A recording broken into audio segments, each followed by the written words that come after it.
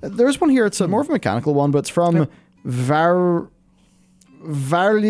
I'm going to say Dragon Song, yep. who says, Matt, remember to explain to people that boss abilities register a hit when the projectile vanishes and not when the animation plays. Yeah, that's the thing. The game is very split on the what actually happens and what you see layer. Okay. On an animation sense, where as soon as a telegraph marker's gone, you can step back in. It's fine. It's a little bit jarring to like walk out of an orange box and then walk in and then feel like this big swipe or this big blast has hit you. But once you get used to it, it's just the gameplay actually feels good because you're not going, oh shit, when can I go in? When can I go in? And it gives them a lot more freedom in animations where you can have dodged something and it looks incredible. And you're standing in the middle of it, but I have noticed like it was Caden sent me like footage of a boss fight. Do you remember which one, Dol? Oh, no, it was one of the newer ones. Basically, he sent me this boss fight and was like, hey, like, dude, this is how cool these new boss fights look. And like visually, it was a complete feast. Even though it was just a circular room boss fight. Yeah. I've noticed that like a lot of the animations and stuff they actually feel quite good, like the spell effects. I really like them. They are almost too much sometimes. Yeah, I like them. They're not going as far as Guild Wars 2 thus far, because Guild Wars 2 to me always just looked visually cluttered because they had super high detail animations that were very, very, very up in your face, and that was like a little bit challenging to me. Yeah. So far, I like the balance in FF, I guess. So other FF supers. Yeah. AO Guard. One thing I love about FF, rewards that aren't just pets and mounts. Accessories have appearances, music rolls, emotes, hairstyles are earnable too. Like, that's really cool. The music roll one is really, really insane when you consider that you can have an orchestrion set up in an FC house that will play music when you walk in. And do you know what the annoying thing is? WoW has that. Yep. It's just not the same way. In your garrison, in Warlords of Draenor. They designed that feature and then it went in the bin. Yep, so, imagine if that was a feature that actually carried on, that was not a single expansion feature, where Blizzard could scatter these music rolls about the place, and that would be another way to reward people. So that is interesting to me. Keith says, what are the small moments in FF that have made you smile? That's what you asked me, and I'd say it was actually when the dots connected in the Gridania storyline, and it all sort of clicked and fit together, and then I realized how it was probably foreshadowing really quite large things.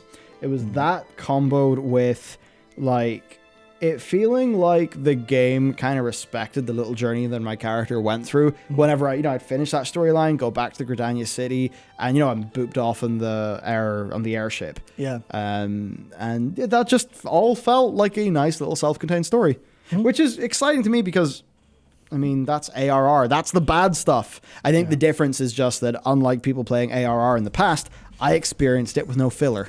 Yeah. Because I could just go straight through it, and that's why it worked so well. So there's actually two levels where there's no filler. One is that XP gained is now generally strong enough that you don't have to do a bunch of side quests, whereas you kind of did in the past. But also there's 30% of ARR gone.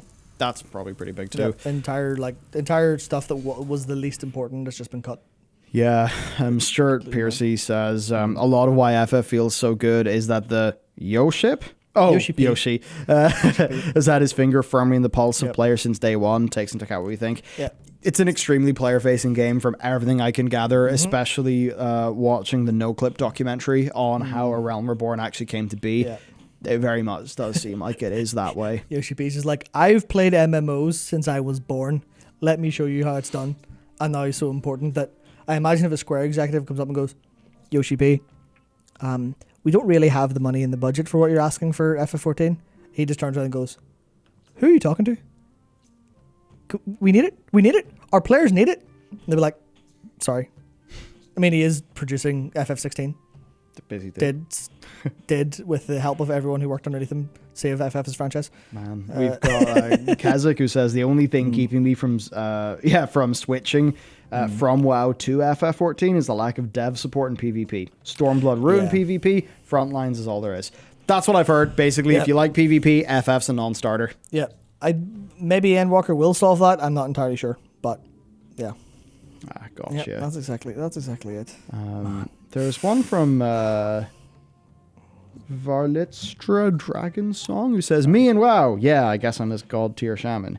Me and FF. I am Vari, the Mikute, that asks... Palicos? I'm assuming I will know eventually. Palicos are a little cat race. Oh, right. So yeah, you're a cat girl asking the cat race if they are just a talking cat. Yep. This is my story, and I hate/love these people. Also, I dance it by enemies. Yeah. Yeah, I guess that's just if that's kind of like some of the fantasy you want. It's going to feel also more. Dancers are a really fun job to play.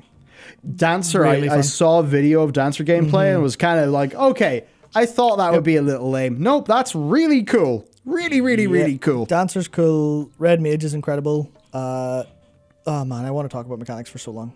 They're also absolutely sound like.